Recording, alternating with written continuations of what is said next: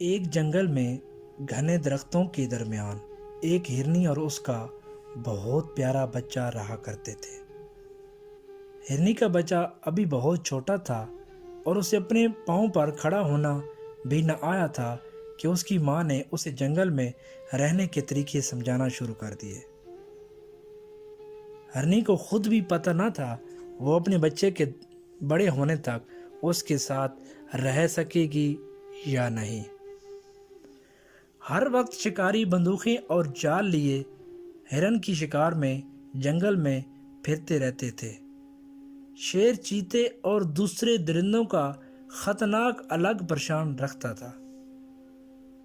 ہرن بڑی ذرا سی آہٹ پر اٹھی دوڑی وہ اپنے ٹھکانے سے زیادہ دور نہ جا سکتی تھی کیونکہ اسے اپنے ننھے منھے بچے کی فکر لگتی تھی۔ ننھا ہرن کے وقت سم اور سمیٹ تو جاتا مگر ابھی اس میں اتنی طاقت نہیں آئی تھی کہ ماں کے پیچھے پیچھے اپنی جان بچانے کے لیے بھی دوڑ پڑے۔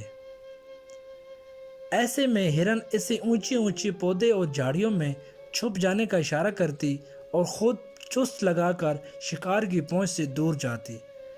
ہرن کو بہت بشدت سے اس دن کا انتظار تھا جب ننھا ہرن اتنا بڑا ہو جائے گا کہ اس کے سیر کرتے جنگل میں نہر کے کنارے جا سکے گا۔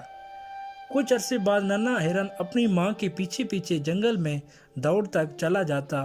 وہ دیر تک کھلے آسمان تک دھوپ میں بیٹھے رہتے یا نہر کے کنارے گھاس چراتے رہا۔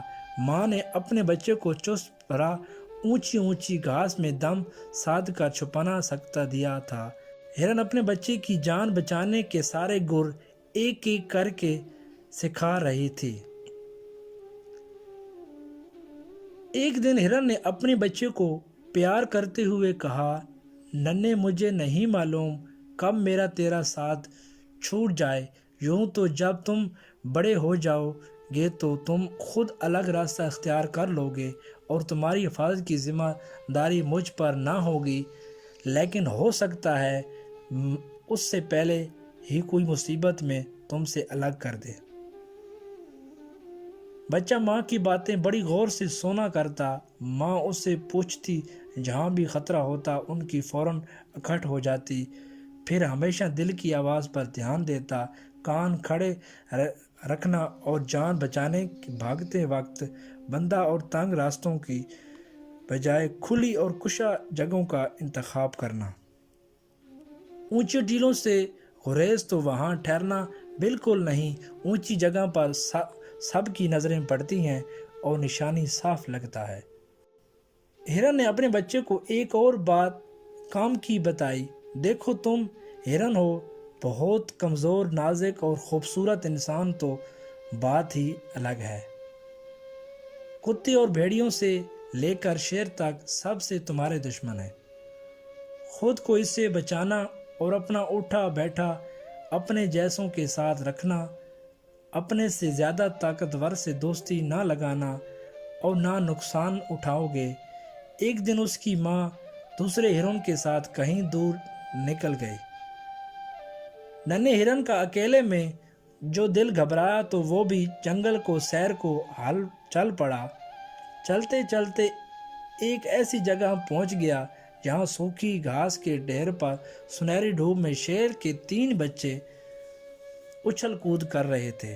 ننھا ہرن پہلے تو دوڑ کھڑا ہوا دیکھ رہا، بچے کبھی ایک دوسرے کے اوپر چڑھنے کی کوشش کرتے اور پھر گم گتا جاتے۔ ہرن بچے کو اس کا یہ کھیل کو بہت پسند آیا، آخر وہ بھی اس کے قریب جا پہنچا اور ان کی شرارتوں میں شامل ہو گیا۔ شیر کے بچوں نے اس سے ساتھی کا خوشی سے خیر مقدم کیا اور اسے بھی اپنے ساتھ کھیلنے میں شامل کر دیا۔ وہ اسی طرح دیر تک کھیلے رہے، پھر ننھے ہرن کو اچانک اپنی ماں کا خیال آیا اور وہ واپس آ گیا۔ اس کی ماں واقعی اس کا انتظار کر رہی تھی اور خاصی پریشان بھی تھی۔ ننھے ہرن نے خود ہی ماں کو بتایا وہ اتنی دیر کہاں رہا۔ ہرن کا دل دھڑک رہا تھا، اس نے بچے کو ڈانٹا پلائی اور سمجھایا کہ شیر تمہارا دشمن ہے۔ شیر کے بچے آج نہ سہی، کل بڑے ہو جائیں گے تو تمہیں چیڑ پاڑ کر رکھ دیں گے۔ ہرن نے اسے بتایا کہ یہ بھی تو خطرہ ہے کہ کسی بھی وقت بڑا شیر ہی اسے اپنے بچوں کے ساتھ تمہیں کھیلنے ہوئے دیکھ کر مار ڈالے۔ ننھے ہرن کو یہ نصیحت ہرگز پسند نہ آئی۔ وہ بس یہی کہتا رہا، ماں تمہیں فکر مت کرو، شیر کے بچے میری دوستی ہو گئی ہے، وہ مجھے چاہتے ہیں، کبھی نقصان نہیں پہنچائیں گے۔ اگلی صبح جب ہرن دوسرے ہرنوں کو ڈال کے ساتھ گئی تو پھر کبھی مڑ کر واپس نہ آئی۔ اسے شکاری پکڑ کر لے گئے۔ ایک ہرن کا بچہ اکیلا رہ گیا۔